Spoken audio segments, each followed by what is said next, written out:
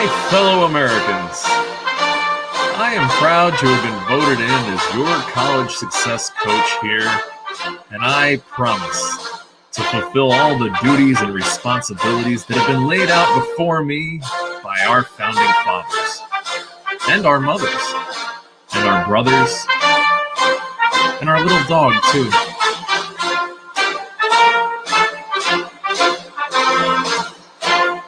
Welcome to College Success Coaching.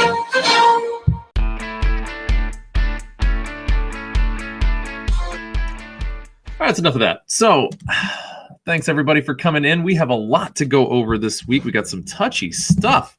Some of you brought up some interesting topics in the emails that I received between last week and now. And so I wanted to address free speech. Is it free? What does free mean? How to defend it and when to defend it and not defend it. And we're also going to talk about your questions and answers at the end of that. So let's get started. So I'm going to discuss a lot of these really tough topics, and I'll try my best to not be, too boring. And also I'll try my best not to step on any landmines because, hey, this is the internet, and who needs to destroy their entire business before they even get it started? So we'll be watching the script on this later. But first, it is time, as always, for the mug of the week. This week, it is Bears beats Battlestar Galactica. Yes, that's right. It is the Dwight Schrute mug that I got from Spring Tea. It was a very specific thing that I did. It was a limited time, I think. I got a shirt also. I got a shirt for somebody else. I got a mug for somebody else. It was just fantastic. I love this. I saw a T-shirt that just said the words Bears beats Battlestar Galactica, but this was just so much better. If you don't know what I'm talking about, shame on you. Get caught up on your office stuff.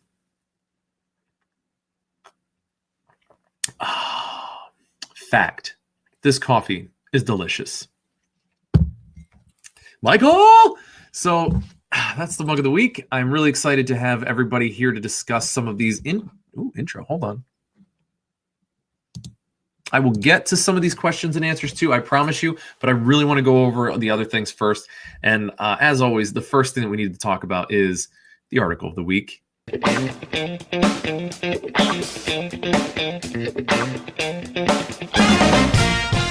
So this week, the article of the week is directly addressing. We're just going to go head on. We're going to do this. Come on, let's do this. We're going to dive into the article of the week. You can see it in the description if you are looking at this on YouTube. Hi, and as long as this has not been taken down for what I'm about to say, it should be in the description. Otherwise, if you're my people and you're on your subscription service, you can see this anyway. It is in the post that I just put out there. The Impact of Free Speech on Human Rights by Sabotage Time. We can't concentrate, so why should you? Wow, what a great site. And also Sabotage Times being it's going to destroy my career. Anyway, let's do it. Like I said, I'm going to read things from this article and then very delicately discuss what it's saying. Free speech is something that we often take for granted. It is also something that is widely debated and often controlled. There are many parts of the world where free speech isn't even something that people have. When words become controlled, it is a slippery slope to the controlling of other rights. This is what makes the right to free speech something that cannot be taken for granted, and what that right is imposed upon, it should be taken seriously. Okay, stop right there, okay? This entire beginning piece is 100% opinion. There is no research. There are no examples. It is not citing anything for any of the points that it's making. And let's just break this down to be fair. The first thing that it says is free speech is something we often take for granted. That's probably true, but that's very just like kind of, well, we can all agree that. There's nothing really there. Here's the second argument. It's also something that is widely debated and often controlled. Okay, obviously it's something debated, but often controlled? Again, where? Cite something, please. What do you mean by control? Do you mean that I can't yell like, you're a murderer, and then like, go get them and tell people to come kill you? Or are you talking about that I can't say like fire in a crowded theater because that's already illegal in America? Or is it that I can't say things that are hateful about a particular deity that a particular religion believes in? And, I'm in Europe, so they think that that's not okay. What are you talking about? There's not an example. This is not concrete. So we're just dealing with these like abstractions that I don't think that they're particularly useful. But I wanted to put this out here in the beginning just to throw all the cards on the table, because why not? This might not even be able to go on the internet.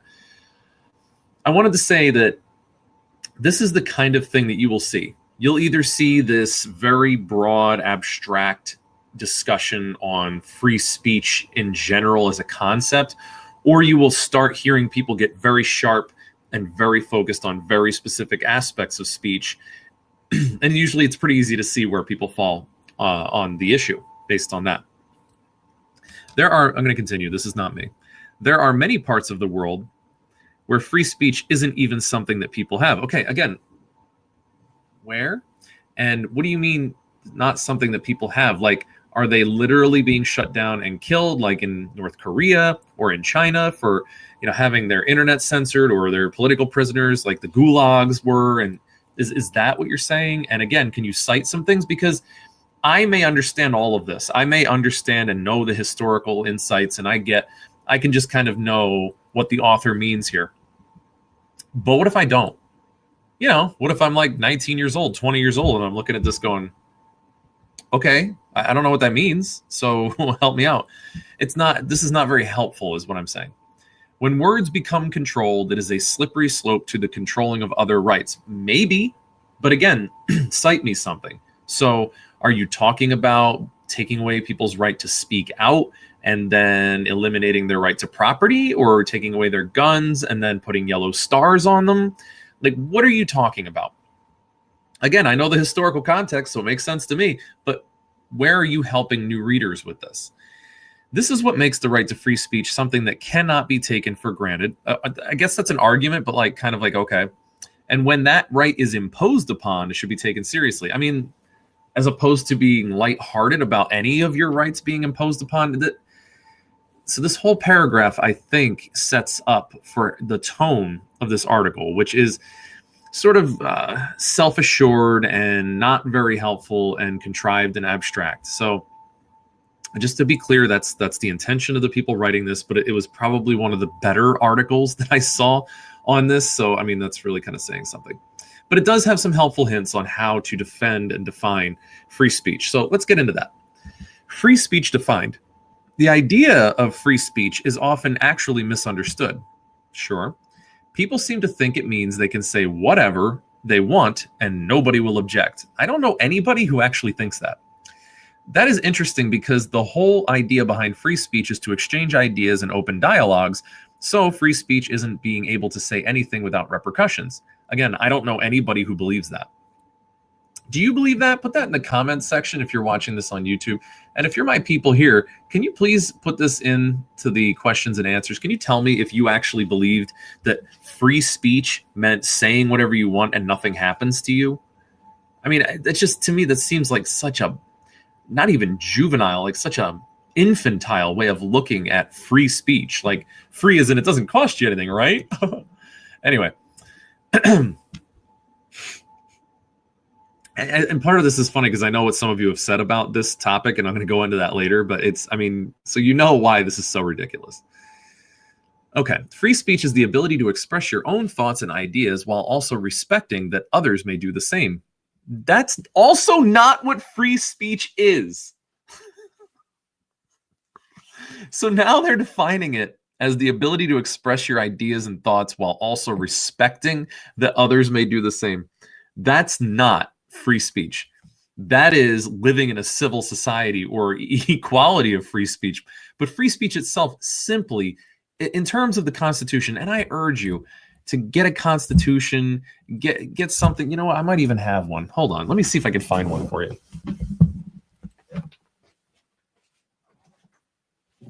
Oh, how convenient. It's the Constitution of the United States of America. Wow, look at these authors. John Adams, Benjamin Franklin, Alexander Hamilton, John Hancock, Patrick Henry, John Jay, Thomas Jefferson, James Madison, James Moore, and George Washington himself, the first of the big guys to the country. This I picked up at Barnes & Noble. This is definitely worth having. It has a lot of great information. Like, you can look at, it has like the birth of a nation. It has on the Stamp Act, and on the resolution to put it, the Commonwealth into the state of defense. Like, it goes through all of the Federalist Papers, and it actually has the Constitution. Highly, highly recommend this. It is some dry reading, unless you look at it like this. If you look at it like a movie, where like you have these people that are trying to figure out how the heck do we have a country that isn't run by a king? Because it's really what they knew. They knew monarchies, and they saw the French Revolution. They're kind of like, one of the French revolutions. And they were like, that's not working out. So what can we do to have people run a country where nobody ever consolidates too much power and the people can always rise up and overthrow the government? I mean, like these people, remember, they were considered terrorists and guerrilla tacticians by the British. These were not people who were like really into government running things, controlling things. So, for them to say we need a government, that's pretty telling. But when they were looking at the freedom of speech, now this was in the Bill of Rights. What's interesting that the Bill of Rights means is that it was an afterthought. So the things that we always talk about as being our constitutional rights, other than life, liberty, and property, the Bill of Rights was kind of like, oh yeah, we want to have these rights. So the freedom of speech is simply the government has no right. It's off limits for the government to limit speech. That's it. It says nothing about private institutions. It says nothing about colleges, it doesn't know about the internet, but it doesn't know about what goes on in your store. They were thinking about churches and things. This was simply the government's inability to impose restrictions on speech to anybody. It's iffy whether or not that was the states as well, but a lot of the states have the same kind of Bill of Rights and constitutions because the states were independent bodies, remember, that didn't want to be controlled by a federal government. Anyway, I'm getting way into American stuff. The point is that free speech is not anywhere in here. This idea that it's the ability to express your thoughts and ideas while also respecting that others may do the same. Nope. That's just not what it is. Now, I do want to take a second because I'm going to get really, kind of fired up about this. And then I'm going to exercise a lot of my free speech. And then YouTube's going to exercise their right to stop my speech because it's on a private institution. So let me drink some coffee to calm down. And so what I'm saying is that's the freedom of speech that is granted in the Bill of Rights. Not granted, but recognized. It's the whole idea is that we already have these rights. They're natural rights. Anyway. Ask me some other time if you want to know a whole thing about natural rights and constitutional law and all that other stuff. I'd love to get into it. But suffice it to say, there is a letter of the law and a spirit of the law. The letter of the law is just that the government cannot infringe upon the right for you to express yourself, freedom of press and freedom of you to speak your mind. But the spirit of the law is a lot of what we kind of get wrapped up in and talk about all the time. So this is a talking point you can actually get into with people when you are having these problems, and again, getting into some of the questions from before, when you are having problems with people who are saying that they're well within their rights to restrict your speech, okay, we can talk about how, yeah, you're right, there's not a freedom of speech letter of the law that says private institutions or individuals can't suppress my speech, but we do already recognize federal limitations on speech, like not hate speech, that's actually legal, but screaming fire in a crowded theater, yelling bomb, things like that are illegal. You cannot say those things because we know they cause panic. We know people can get hurt. So we limited it. We have slander laws and libel laws. And what those are is basically you can't say something that would destroy somebody's life or career when you know it factually to not be true. You just can't do it. That's actually illegal. It's called slander if you say it. It's called libel if you write it. So there are already laws. You can't just say whatever you want. You cannot incite violence. You can't say, hey, this guy lives on 121 ABC Ave. Let's go get him, kill him. He's dirty and hurts people and says nasty things to chickens. I mean, get him. You can't do that. Although he is mean to those chickens.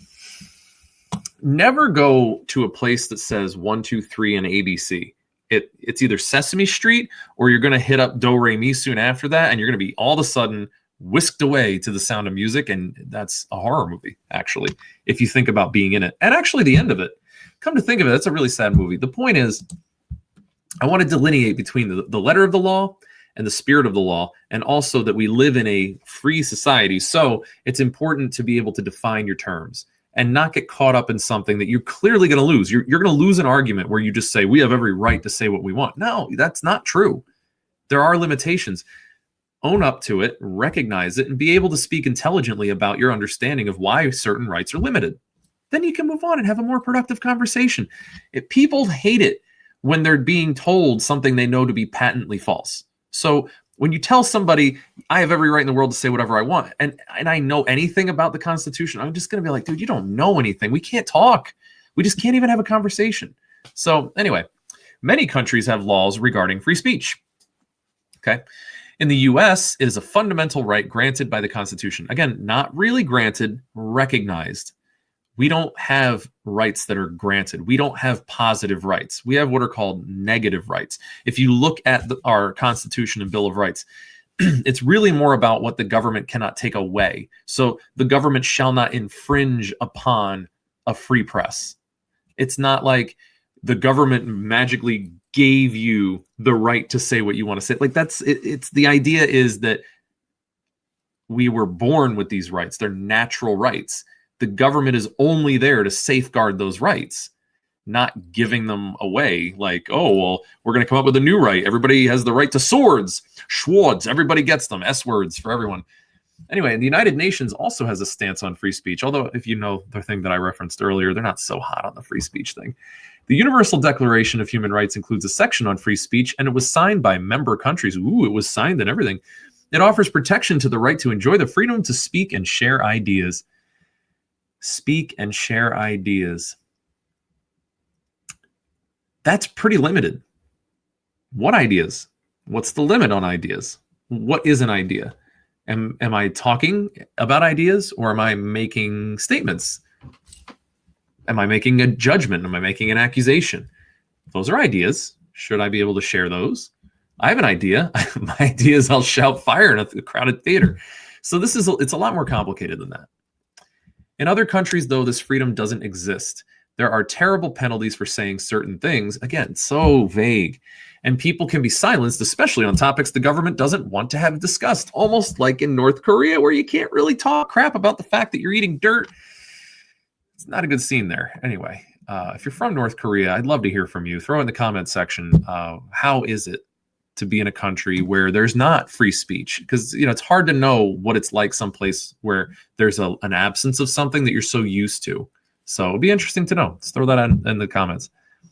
Why it is important. So this is another thing. This is one of the reasons I picked this article. It's actually, it's important to me to have you guys understand why you want free speech, not the right to free speech. You already have that, unless you're some of my European people. And, I know you don't, but somewhat you do. But why is it important?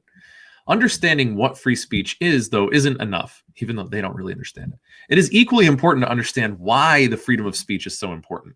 One of the main reasons is based on the main idea of sharing information and ideas. Okay, that's so vague and doesn't tell you anything.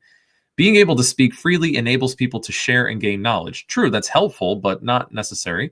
It encourages free thinking, innovation, and change. Again, great benefits. Those really are great benefits. It is the driving force behind many movements toward better treatment of people and their overall human rights. There you go. Why were there protests with Martin Luther King Jr.? Because there was the freedom to do so. What did that stop? It stopped people from being treated like second-class citizens because, institutionally so, at least, because of the color of their skin. Why did we stop fighting in Vietnam? Because people were protesting it. Why were they allowed to say the government's wrong? Because we can. We're allowed. We're able to. In other words, the government's not allowed to stop us. So it is very important. Some of the most important movements were based on freedom of press and freedom of speech, people calling out the government when it's wrong, people calling out a people group and writing these pieces about these horrible people. Like the KKK got outed by the press. It was great because then their numbers dwindled, because people who are really bad, they tend to scatter when they get light shined on them. So if you shine the light on the cockroaches, they disappear. So it's a really great way to fight for human rights. It really is. I mean, it is a way to make social change happen. In other words, if you don't have that right, and the government can just say, yeah, we don't like that, we're going to shut you down. Anything the government decided to continue doing, even if it turns out that it hurts a lot of people, might not ever be uncovered, and so it might never stop. So that's a very important reason why. So, for instance, you may think that hot dogs should be illegal because they probably cause cancer, for instance. you might say, I think hot dogs cause cancer. And then, there's a lobbyist and they're from Oscar Mayer and they're like, let's get rid of this guy. Let's get him whacked, like politically. Let's just get rid of him. He can't say that about us. That's hurting our business. And then, they lobby to the politician. The politician says, you're right. We're going to write a law that says that, Eric Allen is not allowed to talk crap about hot dogs. And then I'd fight it in court and I'd win because you know what? It's my constitutional right to not have the government tell me I can't say that hot dogs can probably cause cancer. They can't do it. They can't stop me. That's really important. It's important for me to be able to hold that power over government, because if I can get you and you and you, there's not other people here. Don't worry. People just staring at me while I'm doing this. No, that's you guys. It's not people out in real life. If everybody hears, wow, this is a real big problem, we could motivate ourselves to go change it. So it's really important to do that. It is also a cornerstone of freedom in general. As human rights advocates like Thor Halvorsen, say that 5 times fast, has demonstrated, the concept of human rights is based on democracy. What's interesting here is that this is like the first real work cited here, and it's this guy, Thor, so like, nice work, Thor. The concept of human rights is based on democracy. It is when each person has the ability and right to actively participate in their government. It is about being able to express opinions and make changes when things are not right. I already said all that. The masses are silenced without free speech. They're unable to speak out and spark change. They can't let others know what's going on within their country or their social group. They don't have the ability to make people aware of what's happening to them.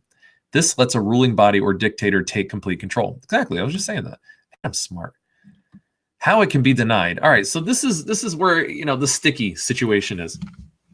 Free speech can be denied in many ways, such as with laws, gag orders, censorship, and bans. So some of the things we already talked about, but there's some other things to unpack.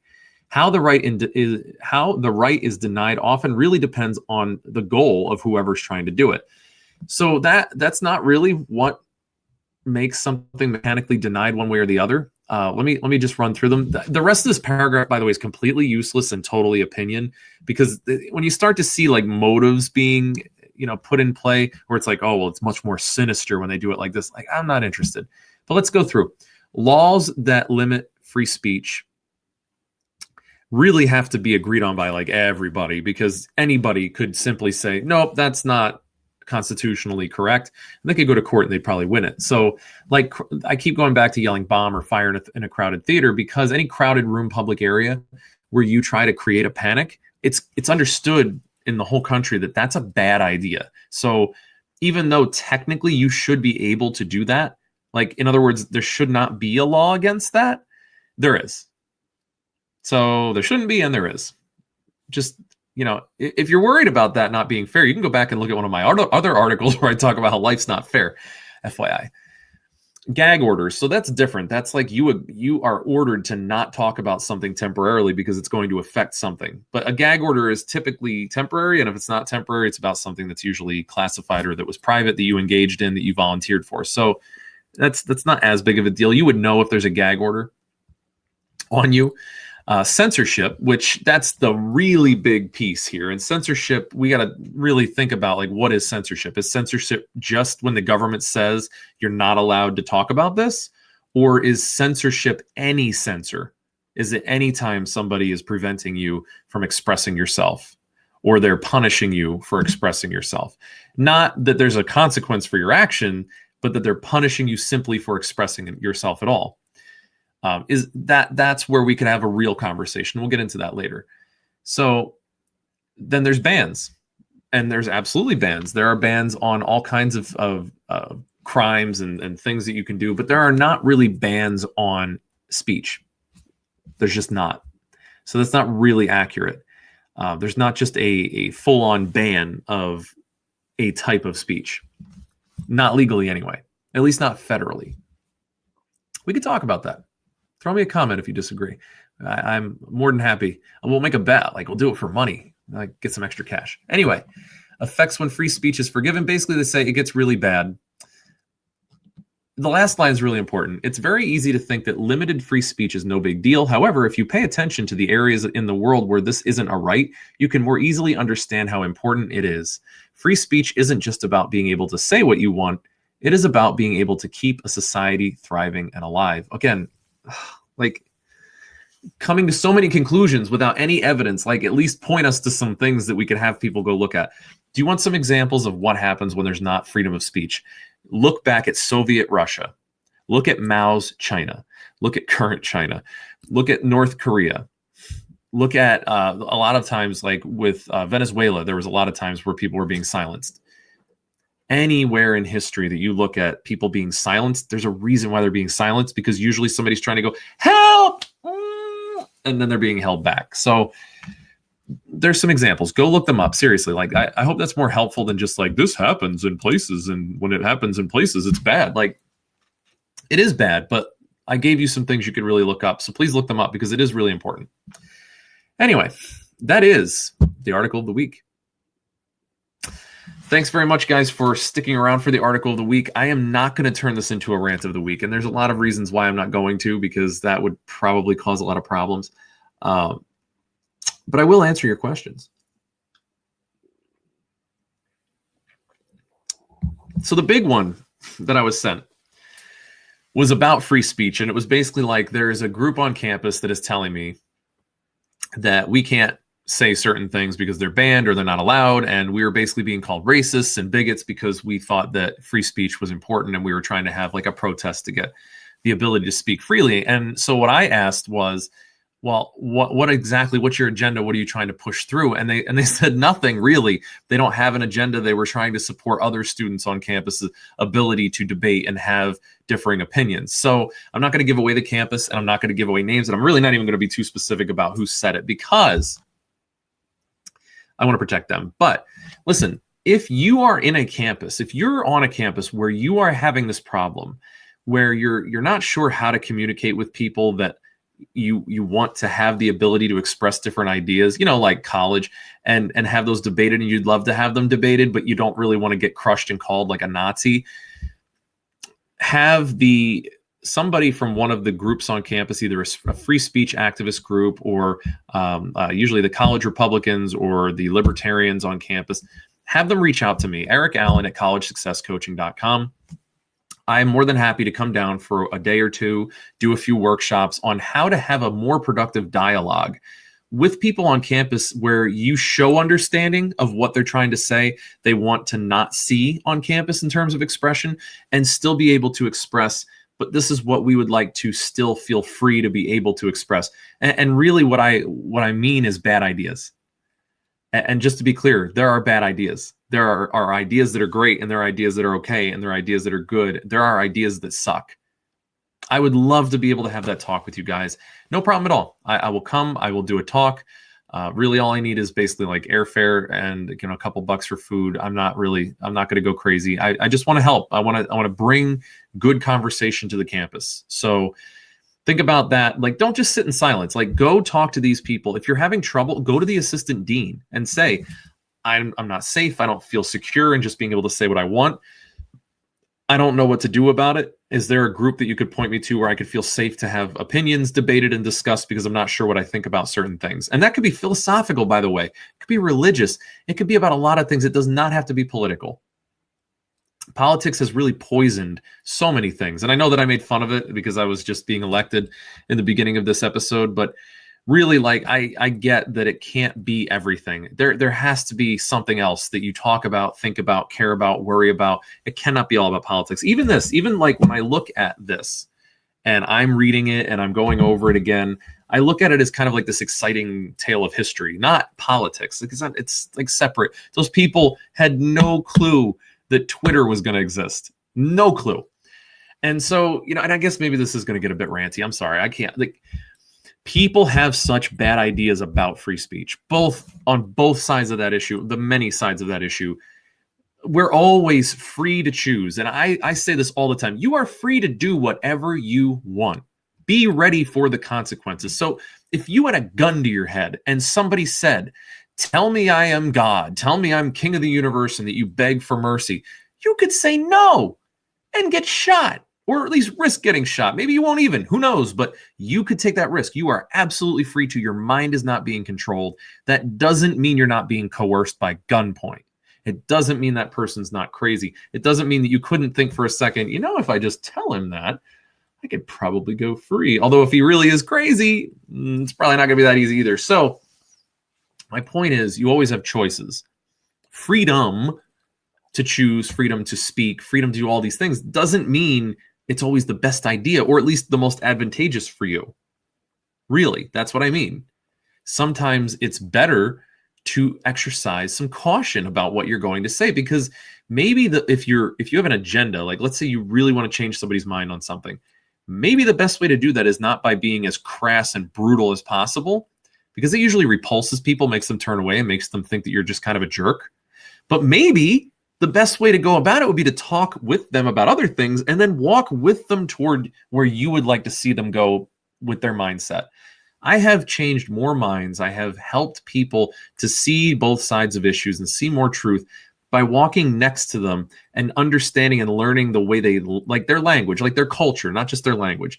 More that than by brutally beating people with facts and debate over and over again, because I know I'm right and I'm going to tell you historically over and over again why I'm right.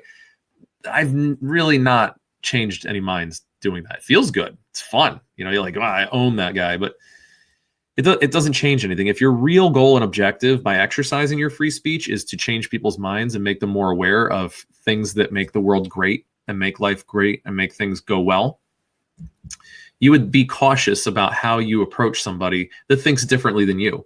So what do I mean by like learning somebody's culture and language? It's not just words, but it's like what the words mean. It's common phraseology. It's how people think. It's how people process basic things like fairness, justice, happiness, merit, like loyalty. All these things, they mean something different to everybody, and people rank them in importance differently. So maybe exercising your free speech to be inquisitive and then learning about what matters to them and then finding a way within their language and their value system to come up with a compelling argument as their friend and ally as to why maybe this other side of things really has something to say.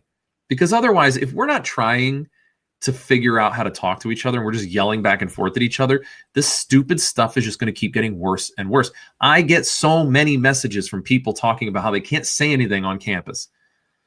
It is ridiculous, and it's not going to get better if people keep yelling at each other like me, you know, and ranting. If we can't calm it down, have a caffeinated beverage, breathe, stop for a second and say, do I want to be right and prove that I'm better and smarter than this person right now? Or do I want to actually help somebody understand my point of view?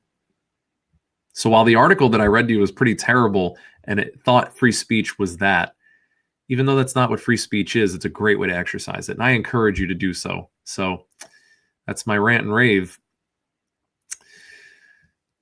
All right, guys, if there's no other questions, I'm probably going to call it for the day. I do have some other things to go over next week. We got some housekeeping to do. I have some more videos and interviews that I want to get going on. And I am going to be doing a book tour in the near future. If you are interested in being on the list, email me, ericallen@collegesuccesscoaching.com. You will get an email letting you know when the book is able to be ordered. And then you can check it out. You can see how I think about things when it's on paper. And hopefully people who are smarter than me can edit it so that it's not grammatically terrible and it says all the things that I wish that it says and not just what I hope that it says for you. So check that out. Send me an email. As always, it's been a blast. And going once, going twice. Sold to Dwight. All right, guys, I'll see you next time.